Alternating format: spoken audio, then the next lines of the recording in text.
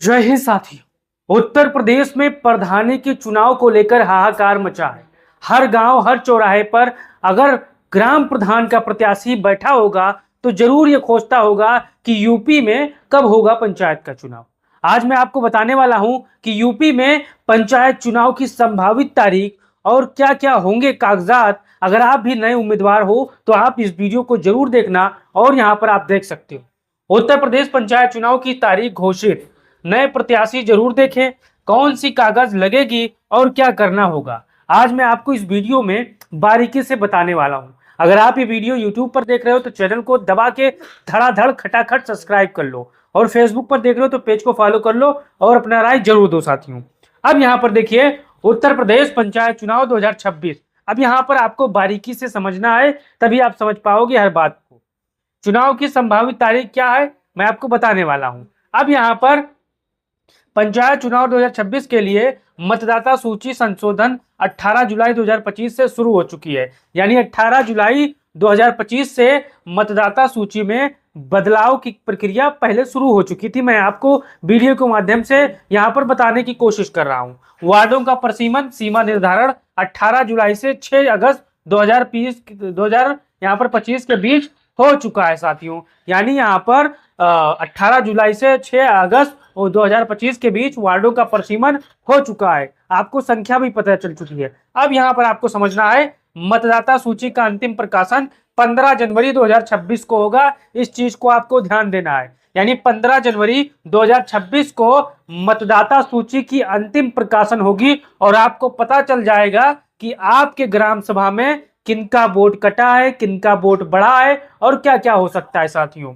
इसके बाद नामांकन प्रक्रिया फरवरी 2026 में शुरू होगी साथियों। यहां पर मतदाता सूची आने के बाद आरक्षण की सूची आएगी। उसके बाद यहां पर नामांकन की प्रक्रिया 2026 में शुरू होगी। मतदान और मतगणना की संभावना मार्च अप्रैल 2026 के बीच होगी। जितने भी हमारे साथी प्रधानी का, जिला पंचायत का या बीडीसी का चुनाव लड़ने जा रहे हो वो इस चीज को जहन में रखना है कि मार्च और अप्रैल के बीच में उत्तर प्रदेश में पंचायत चुनाव संभावित प्रस्तावित होंगे। उससे पहले चुनाव नहीं होंगे। आप यहां पर चाहे जहां आप सर्च कर सकते हो बात यही पाओगे। अब अभी तक सटीक तिथि घोषित नहीं हुई है। परंपरा अनुसार अप्रैल तक चुनाव हो जाएंगे। अब यहां पर अभी तो कोई तारीख आई नहीं है, लेकिन जो आंकड़े हैं, जो 100% संभावित आंकड़े हैं और जो अधिकारियों का कहना है गुपचुप तरीके से, जो सूत्रों का कहना है वो ये कहना है कि अप्रैल तक उत्तर प्रदेश में नया प्रधान बन जाएगा। तो आप हमारे साथी अगर तारीख जान गए हो तो आज ही से ये मान के चलिए कि अप्रैल में ही चुनाव होंगे। अब यहां पर आप देखना है चुनाव लड़ने के लिए जरूरी कागजात। चुनाव लड़ने के लिए कौन कौन से कागज लगेंगे मैंने आपको बहुत सारी वीडियो में बहुत बार बताया है, लेकिन एक बार फिर से नए तरीके से मैं आपको बताने वाला हूं ताकि आपको फिर समझा जाए, ताकि आप भूल ना गए हो। तो यहाँ पर नामांकन पत्र, नॉमिनेशन पेपर, निर्धारित फॉर्म यहाँ पर आप देख सकते हो इलेक्शन कमीशन के वेबसाइट से मिलता है। आप ऑनलाइन भी फॉर्म भर सकते हो, लेकिन ऑफलाइन भरने में ज्यादा फायदा होता है। इसमें प्रत्याशी का पूरा विवरण भरना होता है। बिना नामांकन फॉर्म के आप पंचायत चुनाव में भाग नहीं ले पाओगे। इस चीज को आपको देखना है और समझना है, पूरी बात को समझना है साथियों। अब यहाँ पर देखना है हलफनामा, शपथ पत्र, एफिडेविट। अब यहाँ पर आप इस चीज को समझना है। संपत्ति देना, देनदारी, आपराधिक मामले अगर कोई लंबित हो तो। अब हलफनामा क्या है, संपत्ति, प्रॉपर्टी और या एफिडेविट क्या है। अगर आप हमारे साथी होंगे तो आप इस बात को समझिए कि मैं आपको क्या कहना चाहता हूं। संपत्ति आपके पास कितनी है, देनदारी बकाया राशि कितनी है, सरकारी समितियों का कर्जदार है या नहीं है, इसको भी बताना है। आपराधिक मामले कितने चल रहे हैं इसको भी आपको संक्षेप में उल्लेख करना है। अब सत्यापन के लिए न्यायालय नोटरी से प्रमाणित करवाना होगा। आप अकेले फार्म नहीं भर सकते। अगर आप अपने हाथ से वकील बनोगे तो आपका पर्चा खारिज हो जाएगा।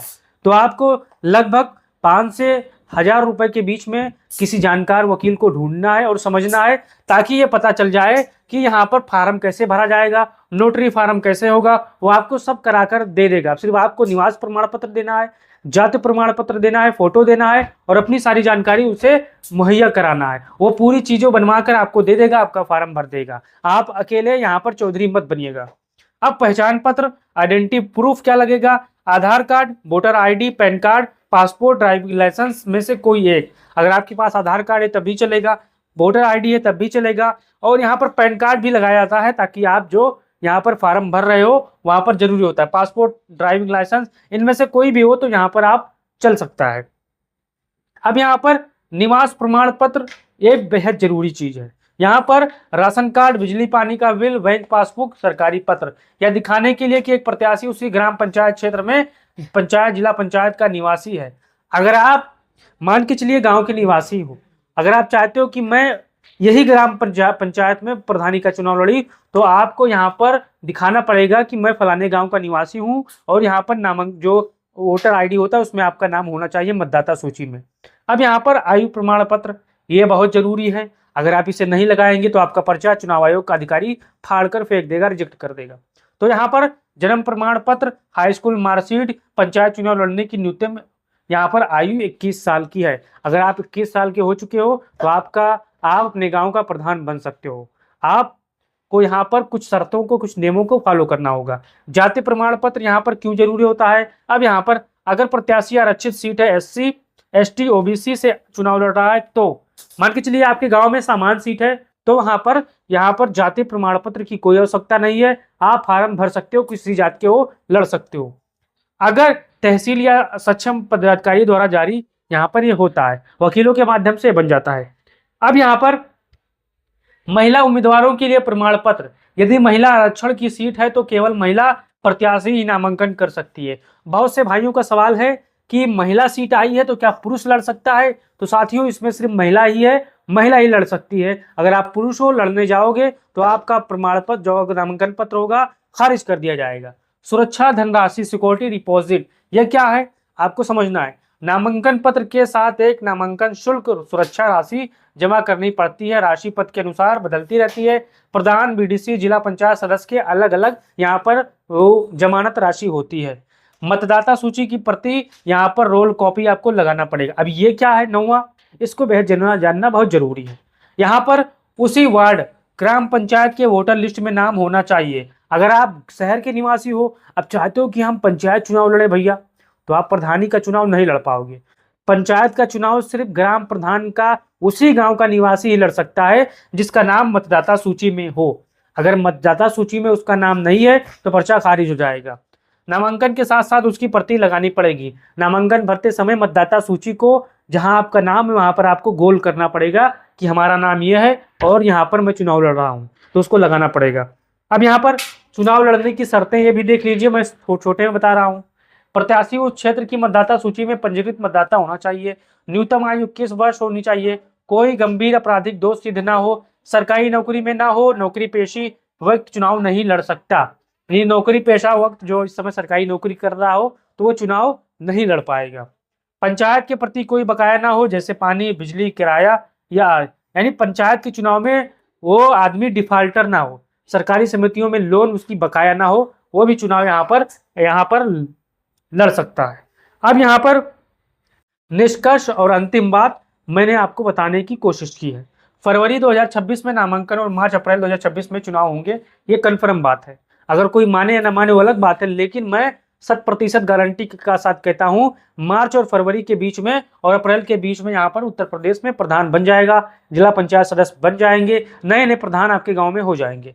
आवश्यक कागजों में नामांकन पत्र, हल्फनामा, पहचान पत्र, निवास प्रमाण पत्र, आयु प्रमाण पत्र, जाति प्रमाण पत्र आदि, आरक्षित सीट है, सुरक्षा राशि जमा रसीद अनिवार्य है, ये सब आपको करना होगा। अगर आपके पास अभी निवास प्रमाण पत्र नहीं है, आय प्रमाण पत्र नहीं है, जात प्रमाण पत्र नहीं है, तो आप तहसीलों में जाइए, किसी वकील से संपर्क कीजिए, वो आपको पूरी बात बता देगा, आपका नामांकन पत्र भी वहां पर भर देगा। अब जितने भी हमारे साथियों को वीडियो में कुछ समझ में आया हो या नहीं आया हो, कमेंट बॉक्स में अपना राय दे सकते हो। अगर ये वीडियो आप फेसबुक पर देख रहे हो तो पेज को फॉलो कर लो, यूट्यूब पर देख रहे हो तो चैनल को सब्सक्राइब कर लो और अपना राय दो कि आपको क्या कष्ट है, क्या सवाल हैं आपके, ये भी आप बता सकते हो। चैनल को सब्सक्राइब करो। जय हिंद, जय भारत, जय समाजवाद।